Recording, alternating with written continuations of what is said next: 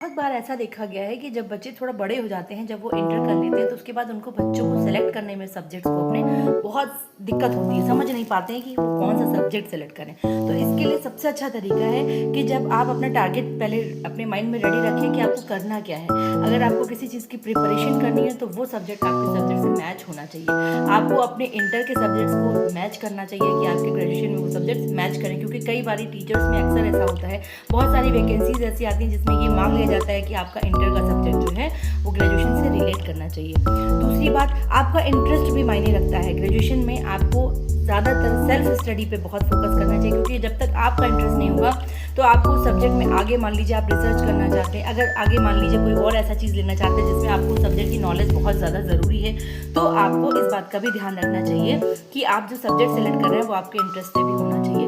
तीसरा, सिलेबस को सबसे पहले गो थ्रू कर लीजिए। जो भी सब्जेक्ट्स आप ले रहे हैं उसको, सब्जेक्ट्स को, सिलेबस जो है उसको गो थ्रू जरूर कर लीजिए कि सब्जेक्ट आपके पल्ले पड़ रहा है कि नहीं पड़ रहा है। सिलेबस भी समझ में आना चाहिए आपको। और तीसरी सबसे इम्पोर्टेंट बात है कि जब आप सब्जेक्ट का सिलेक्शन कर रहे हैं तो उसका जो कॉम्बिनेशन बैठा रहे सब्जेक्ट के साथ में वो आपका मैच होना चाहिए। कोई भी टारगेट आप लेके चल रहे हो, किसी भी सब्जेक्ट की प्रिपरेशन, किसी भी चीज़ की प्रिपरेशन कर रहे हो, कंपटीशन की प्रिपरेशन कर रहे हो, तो आपको ग्रेजुएशन में भी मार्क्स अच्छे चाहिए और साथ में वो सब्जेक्ट का मैचिंग भी आगे तक होना चाहिए। ऐसा आपके दिमाग में पहले से सेटअप होना चाहिए कि हमें क्या करना है, नहीं तो आप बार बार फिर डिग्री ही करते रह जाते हो, है ना। तो ये चीज़ आपके दिमाग में ऑलरेडी होनी चाहिए, पता भी होना चाहिए कि हमें किस तरीके से अपने सब्जेक्ट को सिलेक्ट करना है।